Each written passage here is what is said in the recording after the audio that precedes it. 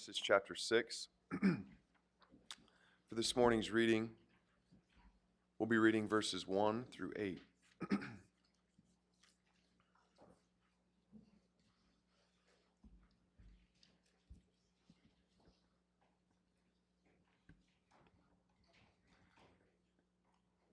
When man began to multiply on the face of the land, and daughters were born to them, the sons of God saw that the daughters of man were attractive, and they took their wives as their wives any they chose.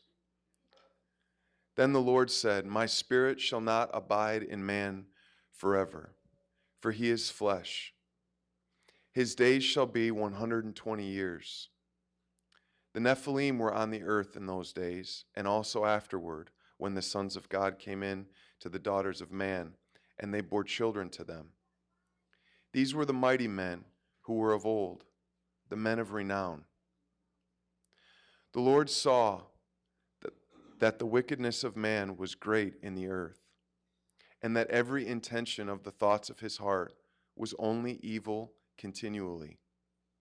And the Lord was sorry that he had made man on the earth, and it grieved him to his heart. So the Lord said, I will blot out man, whom I have created from the face of the land, man and animals and creeping things and birds of the heavens, for I am sorry that I have made them. But Noah found favor in the eyes of the Lord." May the Lord add his blessing this morning to the reading of his word. You may be seated. Would you take your Bibles with me this morning and turn them to Genesis chapter 6. It's painful days this morning, isn't it?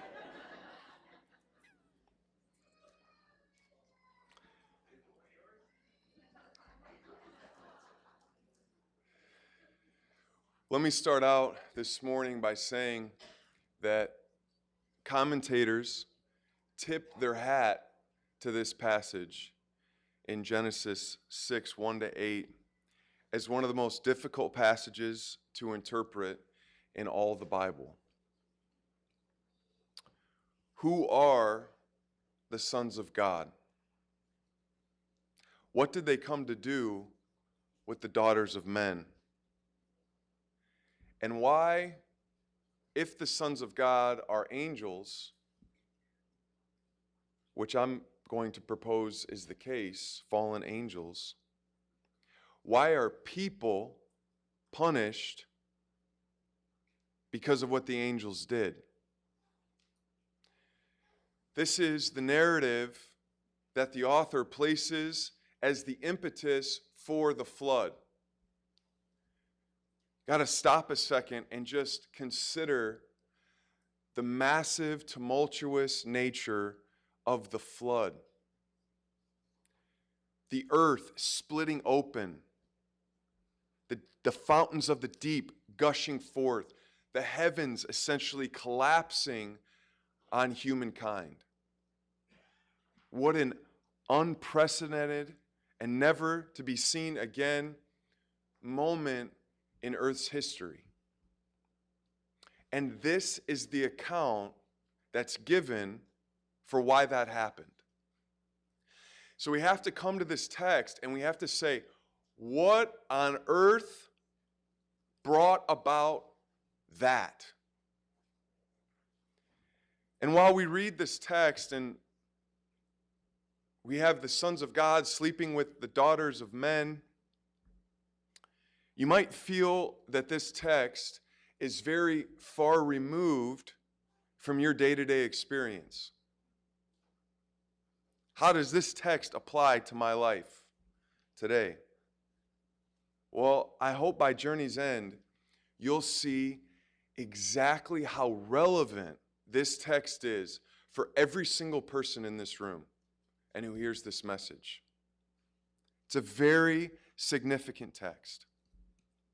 And throughout the entirety of this sermon, I want you to keep one primary question before your eyes and in your mind as we approach it. And that question is this: What about this narrative should bring about the flood? What was so bad about this in man's life that God would answer it with the flood? What's so bad about man in this text? We know likely angels are involved, but what about man is so dastardly in this text that God would have the gavel drop and humanity as we know it completely wiped out, obliterated, blotted out, with the exception of one single solitary family? What is so bad about this? I hope to answer that question. Well, here's what we know. We know that Adam and Eve were created with two trees in the middle of the garden. One of those trees, the one that was actually in the middle, the central tree, was the tree of life. And next to that tree was the tree of knowledge of good and evil. And we know that God created man to essentially fulfill Proverbs 3, 5, and 6. That man would trust in the Lord with all his heart, and that he would lean not on his own understanding, and that in all his ways he would acknowledge him. And so that's what man was created for. And in order to bring that about, in order for Adam and Eve to live that verse out on a daily and moment-by-moment basis, he put the tree of the knowledge of the good and evil next to the tree of life. So to avoid that tree was essentially to fulfill Proverbs 3, 5, and 6. That every time they walked past that tree and didn't eat of it, they would be essentially walking in the words of Proverbs 3, 5, and 6. They would be trusting the Lord with all their heart, leaning not on their own understanding, and in all their ways acknowledging him. That was the point of the tree of knowledge of good and evil, to give man and woman this opportunity to walk in fellowship with God. And having that tree there was a perpetual reminder for them that I am to bow the knee to what God says is good and what God says is evil. And as I live in that place, I have access to the tree of life. So I could go on living forever. Because in not eating from that tree, I am in the image of God. I am living by his definition of good, by his definition of evil, and therefore I reflect him. And as long as I reflect him, I'm fulfilling my purpose of being in his image. I was made in his image. So God says, I want that image to keep going on and on forever because it's the right image of me. So you have continual access to the tree of life because you look like me. And when people see an image of me, it brings them total and utter satisfaction. They are filled to the brim. This is the complementary life of the glory of God and the joy of man. When you reflect the glory of God, you will know no greater joy on planet Earth. That is the truth. Now, will it give you lots of trouble on planet Earth? You better believe it. You might die and probably will in some countries. But you'll be able to die with a face that causes others to be willing to die with you. Because they so long for the radiant face that's before that machete or that noose or that torch. That's the joy that we were created for. We settle on so many lesser joys than the glory of God, walking in his light. And so this was the idea. And so it's very significant that when Adam and Eve took and ate from that tree, that they were essentially in that moment becoming competitors with God. They were saying, hey, we're writing a new dictionary. And in that dictionary, when you look up good, it's going to say what we want to say. And when you look up evil, it's going to say what we want to say evil is. No longer his. We're a competitor. You got Office Max and Staples and Coke and Pepsi. We are the new competitor. Similar products we'd like to sell, but different ways of apprehending it. We both promise joy, but one will lead to the true one and one will lead to the false one. And Adam and Eve are proposing a false one. And so the moment that happens, God does something very significant. he cuts them off from the tree of life, lest they reach out their hand and live forever. In other words, I created them as creator to be in my image, and now that they've ceased to be in my image in a full orbed sense, now it's a tarnished image. They're in their image now to a degree. Seth was born in the image of his father Adam. That false image needs to die. I will not allow that image to live on perpetually because it's giving the wrong message.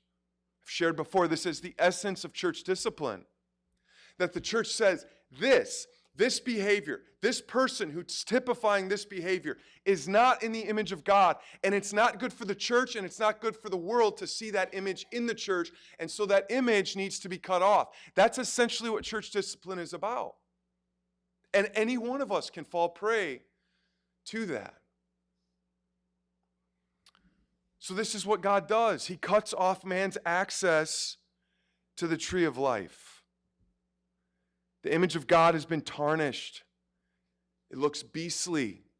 John Calvin says that it's like looking at yourself in a carnival mirror that distorts what you really look like. That's what happened when sin pounced from Adam and Eve's heart. But I want to stop a second and getting to our text and answering that question, what was so bad that it brought the flood? I want to stop a second. I want to think about Adam and Eve for a moment. Hope for you to see the ugliness of sin here. I want you just to catch this. Catch this. Adam and Eve lacked nothing good. Nothing. Everything you worry about, they didn't need to worry about. God had provided it in droves. He gave it to them. Eat freely from every tree. It's all there. Man has what he was previously lonely, he has his wife now. They have creation. It's all theirs. They are, the closest that comes to what Adam and Eve had would have been Solomon, where, in his day, the gold and silver were as pebbles on the street. Him and David, this is the pinnacle moment, but Solomon gets close to it, but Adam and Eve had it. There's nothing to be desired. They had it all before them. The only thing that God kept from them was something that they didn't even need. They didn't need the tree of knowledge and good and evil to survive. They're not stealing bread to survive. No, they had food aplenty. They had it all. The only thing they didn't have was being God themselves. It's the only thing they didn't have. And that tree stood as a dividing line between them and God. Otherwise, they had it. I just want you to try to have your mind go there to say, I have no lack. I don't have anything I want. I have it all. The only thing I don't have is being God. I don't have limitlessness. I am limited in the sense that I'm not God. And Adam and Eve wanted that too. They wanted to be God too. Along with having everything, they wanted to be Him. I want you to catch the awfulness of sin. Everything wasn't enough. They wanted to be God. They wanted limitlessness, or the scriptures refer to it as lawlessness. This is where Adam and Eve were, and it shows in their descendants. It shows in Cain, especially in Lamech. We see it in Cain in that he wanted God to accept his offering. So he wanted to play the role of God. When God didn't, he got mad at the closest thing that reflected God, which is Abel. But then we see Cain's descendant Lamech. God sets it up for a one man, one woman. Lamech takes two wives. God sets up a vengeance system for Cain, but Lamech wants to establish his own vengeance system. God avenged Cain 7 times. I'll do it 70 times. This is the type thing we see in Adam and Eve's descendants. And so we get to this passage this morning, and we see that God has effectively cut off the connection to limitless life. But when we get to Genesis 5, we see that life is still very long. Close to 1,000 years Methuselah gets. 969 years. And while these long lifespans stand out, there's something else that stands out more. And that is the phrase, and he died. One of the fathers told me last week that their young son, in listening to the scripture reading, noticed, and they said, Dad, he keeps saying, and he died, and he died. That's the point. It's one of the major points of Genesis 5. For you to feel that in your gut, and he died, and he died, and he died. But simultaneously with that, you need to see these lifespans that are like, whoa, it's long. But he died. And so here we're now getting to the point of Genesis 6. We get to Genesis 6 and we find that the author gives us the very bare bones of the texts. It's a very small, simple reconstruction of what took place in the ancient past. And what you find is that the sons of God saw that the daughters of men were good. Your translations might say attractive or beautiful, but the simple word is tob. It's the same word that's used over and over and over again in Genesis 1 that God saw, and the same word saw, ra'ah, the same Hebrew word, God saw that it was good. The sons of God saw that the daughters of men were good. And so right away, you find that the author of Genesis is saying, do you see, reader? Do you see? Remember, Genesis 4 to 11 shows you what life looks like when man's the one calling the shots, when man's the one saying this is good and this is evil. Because we're used to God saying, God saw it and it was good. God saw it and it was good. God saw it and it was very good. We're used to God saying that, but now we're seeing someone else say it. We're seeing the sons of God say it. They're saying they saw that it was good. And friends, it goes a little further than that. Because while up to this point, God's the one that says it the most, it's said also of two other people. And that's actually the last time we heard someone say it. And that was Moses commenting on Eve and Adam. They saw, same word, that the fruit was tob, was good, and they took it. And those same three words are used of the sons of God in reference to the daughters of men. They saw that they were good, and they took as they chose. So what do I think the author's doing here? I think the author is saying this. I think he's saying, first of all, that man is culpable for even the angels falling. Catch this. Who is made expressly in the image of God? Angels or man and woman? Man and woman. You see, friends, we are so used to the sense of angels being holy and separate and hierarchically higher than us that we miss a subtle point from Genesis. That the angels are replicating some of what we do. Listen, you need to remove this from your mind. Do you not see that Paul says in 1 Corinthians, women dress modestly for sake of the angels? Further, Paul says, look, you have people suing each other in the church and you can't handle lawsuits in the church. He says, do you not know that you will judge the angels?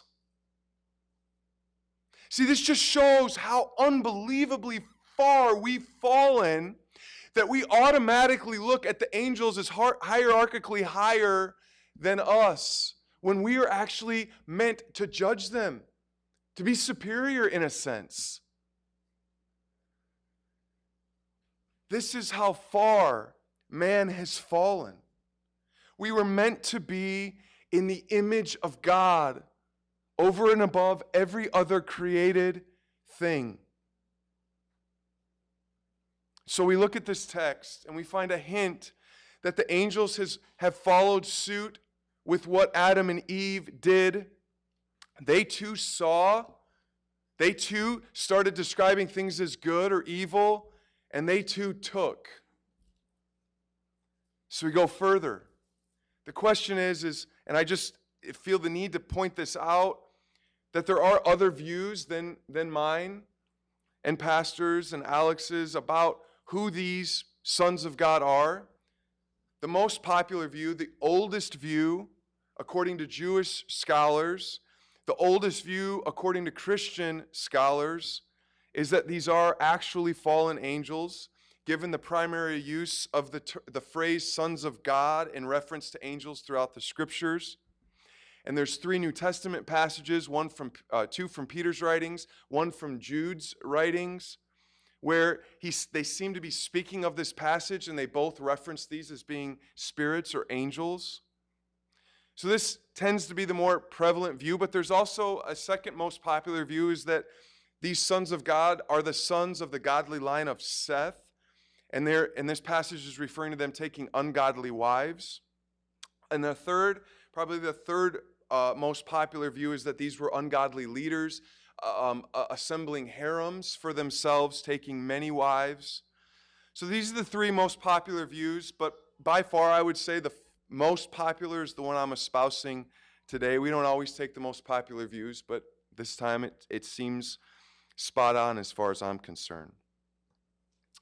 The next issue that someone has to face when they work through what are these sons of God, and if they come to the conclusion that they are angelic beings, they have to make the next choice in saying, do these angelic beings take on bodily form themselves, like we see them do in Genesis 18 and 19 when 3 angels approach Abraham, or 2 angels approach Lot and they have bodily forms they eat?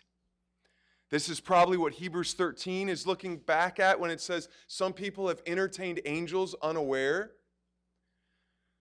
So in some sense, it seems like an angel can take on a bodily form and have bodily function.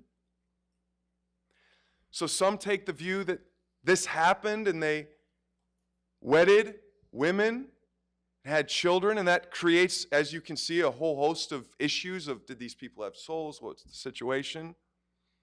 The other prevalent view, when you believe that these are angels, fallen angels coming to earth, would be that they embodied actual presently bodied humans, and they possessed those bodies and then married and slept with the women and had offspring by them. This is another very popular view when someone takes the view that the angels came down, which I think is the right view. In this case, there's a good argument for that. When you look at Luke, you meet this guy named Legion. You guys remember him? Jesus approaches him, and he says, "What's your name?" And he says, this is kind of a creepy moment. He says, "My name is Legion, for we are many." So there's many demons in this person. And what's significant is that when Jesus casts out the demons, before he does that, the demons beg to have another body to inhabit. And he allows them to do the pigs, and they run off the cliff into the sea. And so it's a very strong argument that these fallen angels possessed bodies, but in possessing bodies, they had very supernatural functions. You remember Legion could break bonds of chains and shackles. And so, and if you take the other view that they embodied human, they took on human forms, you also see them do pretty spectacular things, like the 2 angels with Lot. They strike blindness on the men that are trying to get them. So here's what I want to say. Whatever view you might take of the 3 and then of the 2, we have to come back to the important question, which is this: why was man punished for what fallen angels seem to have done? That's the important question, the most important question before us. We have to answer why the flood came because of this. I want to make sure I didn't forget to tell you something here. Okay, that's coming up later. Maybe it wasn't. Maybe I did miss it. What I want you to, well, no, I think it is. Bear with me here. Bear with me. Here's what I want you to catch. This seems, because it's such a small passage in Scripture, that it might have been a very small instance of procreation. But what I want to place before you is that the author doesn't tell us how widespread this instance was, how many angels fell. But here's the passage I want to put before you. When Elisha is in a town and he's being surrounded by the Syrians who want to kill him, his servant starts panicking and he says, "What are we going to do, Elisha? We're surrounded by this," it says, a great army. So this is a vast army surrounding a town, and the servant's freaking out saying, "What are we going to do?" And Elisha prays and he says, "God, please open his eyes so that he can see that we're not alone." And God does. And he opens his servant's eyes and he sees myriad angels in chariots of fire on the mountainside, so as to make the army pale in comparison to how many angels there were. So here's just what I want to throw. I want to throw that passage out to you, lest you think that this were like 8 people, 8 women marrying. We have no idea how many people were marrying this monstrosity of what was taking place. So that's the first thing I want to posit. But then second, I want to get back to our question. I say, why was man punished for this? Well, here's what I want to point out in answering that question. You see, the ancient hearer of this text, the ancient reader of this text, would have assumed something that maybe you don't and I don't assume when we read this text. They would have just read into it naturally. And that was this, that the way this is phrased in Genesis is you shouldn't have in your mind that these fallen angels sort of came upon these women in a rape sort of sense. It's not how the text is written. This is a very natural writing of men getting a woman in the ancient context. So this was it's read as though it were normal, like it was okay. And if that's the case, which commentators point out is very clear, then you need to assume a couple other things. Number one, that in this context, the fathers would have given their daughters to these individuals. They would have given. And the daughters would have willingly went to them. So here's what I want you to catch. Whatever type people these were, angels taking on body form, or fallen spirits possessing human beings, they would have been the type people that broke chains. They were like thread to them. They'd break a chain, like Samson sort of thing, but on steroids. They would have been like these angels that like strike blindness. They would have had incredible functionality. And this is what I want you to catch. This was attractive to the people of earth. Why? And here's what I want to point out. Because they lost access to the tree of life. They wanted to get back to being divine.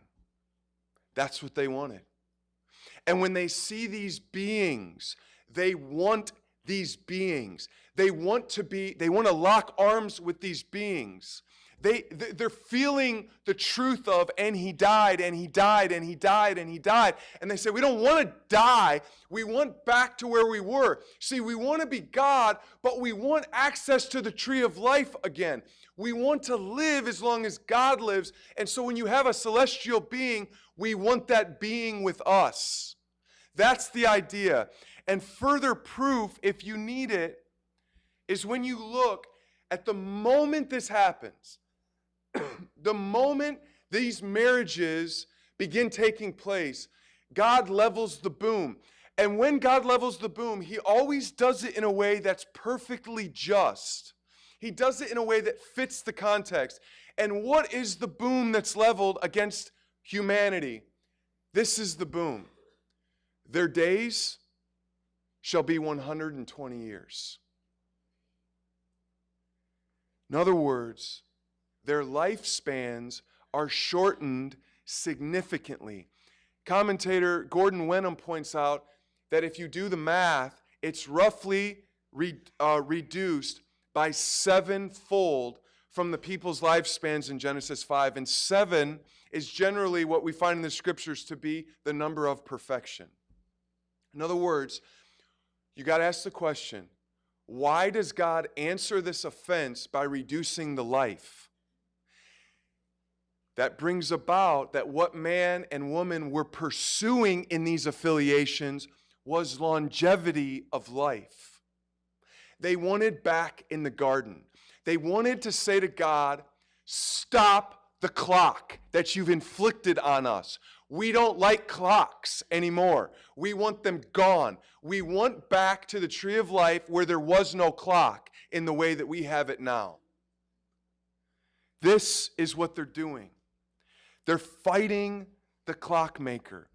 They're trying to get back to limitlessness. It's the same thing we're going to find in the Tower of Babel, where they build a tower to fight the next flood if it comes again, because they want to be out from under God's thumb. That's what they're tired of. And this is what you'll see over and over in the law when God brings up seemingly silly things to us, like when you spread seed in agriculture to farm, don't intermix seed. When you breed animals, don't breed off-breeds. Don't mix different kinds when you breed. When you put clothing together, don't mix fabric. You got to ask, is that the case still today with things like fabric or whatever? Here's the point why he did it in the law. Because there's evidence of pagan religions mixing all these things. And the reason they were doing that is the same reason they wanted to mix with an off-breed of a celestial body. They wanted limitlessness. They wanted to tangle with no bounds, no borders, no parameters. They wanted utter freedom the way they defined freedom. That's what these people are about, and that's what you're about. And that's what I'm about. And that's what our world's about. You set an agenda. I set an agenda. And it doesn't get done. And something hiccups in the process. And what do? We flip out. We come home. We take it out on our family. Why? Because the deity's agenda got disrupted. Who's the deity? You're looking at him. That's why I'm angry. Because God interfered with my life. And I don't like him doing that. And so I'll take it out in any way, shape, and form. Because it's my agenda that holds. This is the reason that men go to pornography, because they don't like God's arrangement. Whether that's in their singleness or that's in their marriage, it's not enough. I want it my way, and this is the way I'll get what I want. It's the same reason people go to food. I want my definition of the calorie load. I don't want any more. I'll do it my way. Friends, I could just go on and on and on and on. It's why we watch inappropriate things on TV. It's why we listen to inappropriate things. We want our definition of good, and we will set our radar for that. That's why you drive the speed limit you want to drive. This is the idea, friends. This is exactly what's happening in Genesis 6. They want to be God still. That's what they want. They're seeking limitless longevity, fighting the clockmaker. John Walton, commentator on Genesis, compares it to Mary Shelley's Frankenstein. I want you to listen to what Walton says about Shelley's Frankenstein. He says, Victor Frankenstein undertakes the task of creation simply because he is capable of doing so. Though he succeeds in manufacturing a working model, he produces Frankenstein. He has not thought through what his responsibilities are. The result is not an advancement of humanity, but death and destruction. Creating something only in material terms without having the moral basis or the capacity to control it will result only in the extension of chaos rather than order. And friends, every time we seek to not walk according to the Spirit and His timing and His ways and His sovereignty, we get into what Paul says, living according to the flesh. And any time, any moment we live according to the flesh in our mind or in our actions, in our words or speech, the end result is death, chaos, destruction. I can't tell you. When we see friends and loved ones fall into sin, how we see that it's not an isolated event. I try to point this out to people. When they go their own separate way, I say, do you see the unbelievable ripple effect of what you're doing? Who this is going to hurt? I have to question sometimes, do I tell this person who's divorcing their spouse what their little kids are asking their friends? Do your mommy and daddy do this still? Because the little kid doesn't know if they do. He's trying to find normal. He's saying, your parents still act this way? Because mine don't anymore. What's wrong? This is sin, and it's chaos, and it's awful. And our world says, courts, stop telling me when I can divorce my spouse. I don't want your approval. Who are you to tell me whether I can do this? Let's introduce no-fault divorce.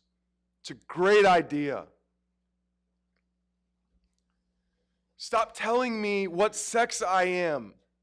I'll tell you, and you'll need to refer to me as Mrs. if I want. This is our world, and this is you, and this is me. We are all this way. If you sin, which John says if you say you don't, you're a liar, so be careful. You do this. It's who you are. So we get to the point in the text when it's no longer the angels seeing and saying what's good or evil. We get to Genesis 6:5, and we see a similar word.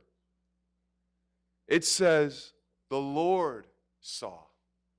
So, lest you think that the world is just man's now, which God's handed it over to them, in a sense, the prince is the ruler of the darkness. The whole world is under his power in some sense, but it's not ultimately in his power. He's given a temporary reign, but it's still God's devil, as Martin Luther points out. He's got to ask God permission to do what he wants. It's still God's world. And so we get to Genesis 6:5, and we read that Moses says, God saw, and now God's looking at his world that he had just called good. And he says he saw wickedness. That's what he saw. He saw disruption. He saw fracture. He saw chaos. The word that's used for God's emotional response to this is the word grieved. Gordon Wenham points out that this word, and I quote, is used to express the most intense form of human emotion, a mixture of rage and bitter anguish. Let me give you some other instances in the scriptures where this word is used. It's used when a group of brothers find out that their sister's been raped. It's just this inner rage. It's used when Jonathan finds out that Saul has planned to kill his best friend, whose soul was as himself. That's what Jonathan felt when he heard that Saul was working out a plan. It's used when David finds out that Absalom's been killed. If your brain can go there. It's used of a wife's emotional response when she finds that her husband has deserted her. This is the moment, friends. A moment where a spouse finds adultery, where a parent finds their child's been killed. This is the moment.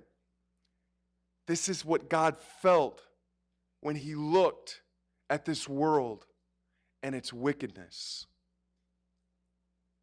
When he sees that in Romans 3:23, all have sinned and fallen short of the glory of God. He looks down at creation and he sees that man's fallen short of his glory. They don't look like me anymore. This is the idea. And friends, this is you and me outside of Christ. This is who we are. This is our sin. This is God's response to our sin. So I want to ask you this very important question. We're going to show a clip here in a moment. Dan, you can lower the screen. I want you to ask yourself this question. Do you respond to sin, to your sin, with the same emotion that God responds with? When you see your sin, is there an inner convulsion? Is that in you? I'm going to show a clip here by a favorite speaker of mine. His name's Paul Washer. And he talks about sin in a way that gripped me this week. And I trust that it will grip you as well. So if you guys would go ahead. Alvin Plantinga, a philosopher, writes this. The awareness of sin used to be our shadow. Christians hated it, feared it, fled from it, grieved over it. Some of our grandparents agonized over their sins. A man who lost his temper might wonder whether he could still go to Holy Communion. A woman who for years envied her more attractive and intelligent sister might worry whether this sin threatened her very salvation. But the shadow has dimmed. Nowadays, the accusation, "You have sinned," is often said with a grin and with a tone that signals an inside joke. At one time, the accusation still had the power to jolt people.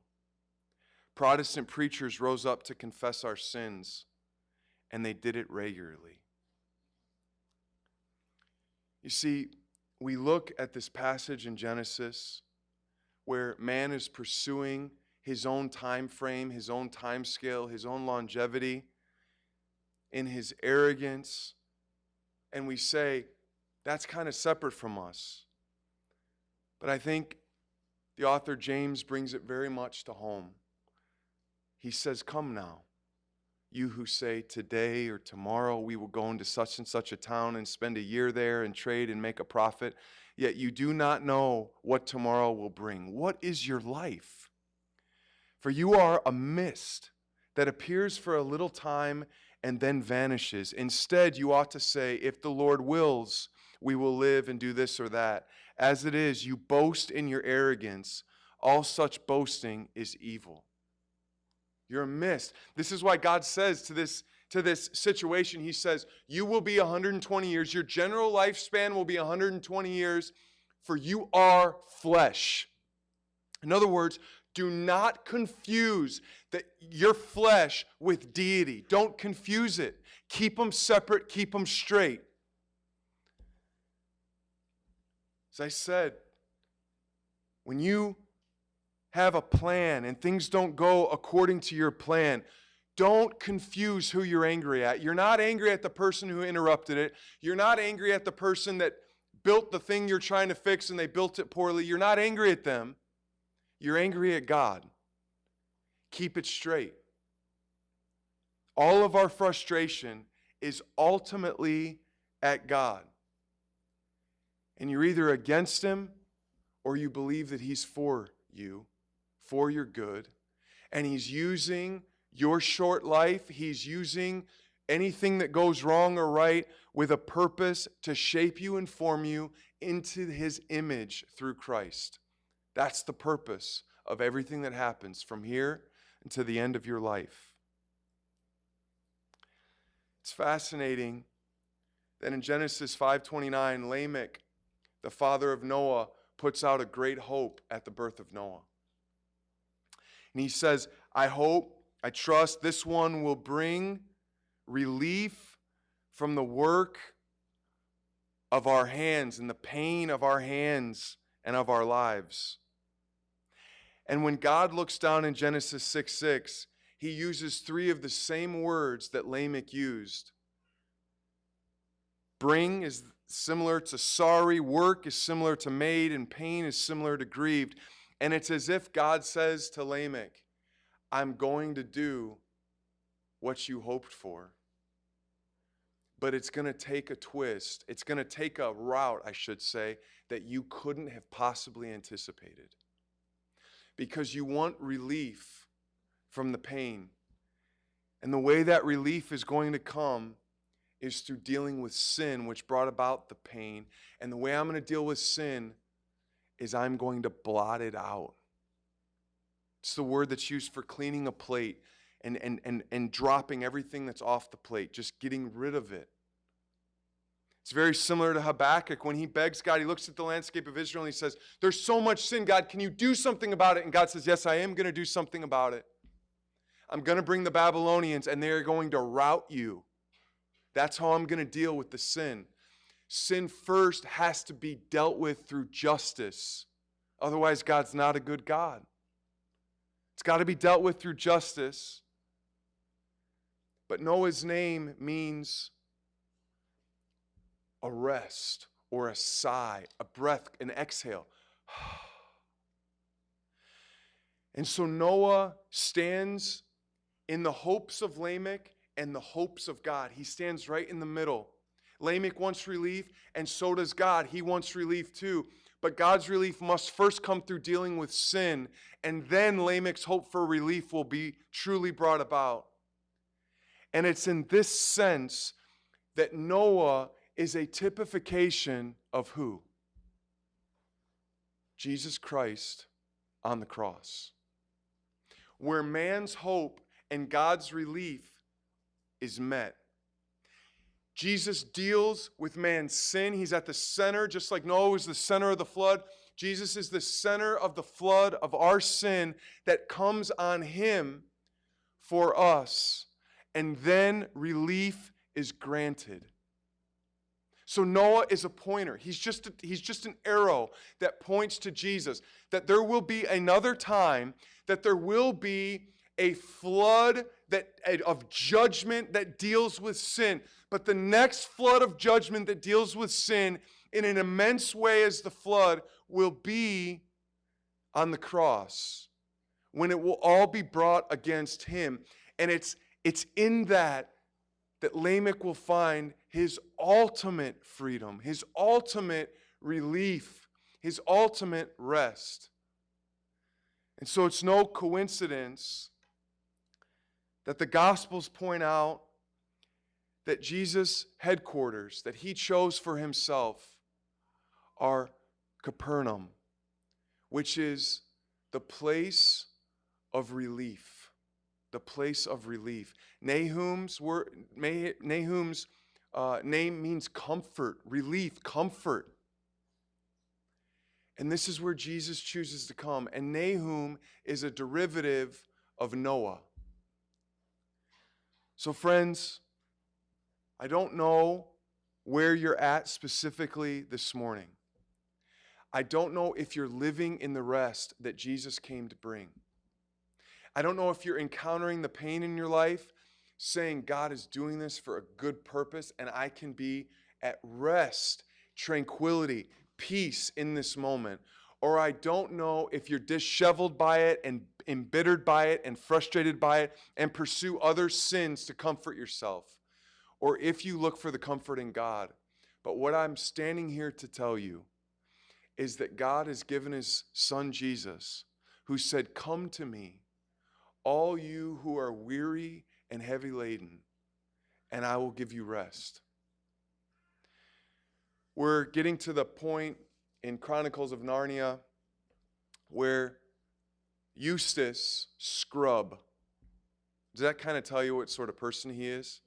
Eustace Scrubb is about one of the most awful people you can imagine.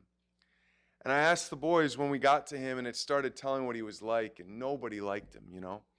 And I said, do you think this guy could ever change? Do you ever meet somebody and you think, they could never change? That's just, they could never change. That was Eustace. And Eustace finds himself taking on some strange flesh himself.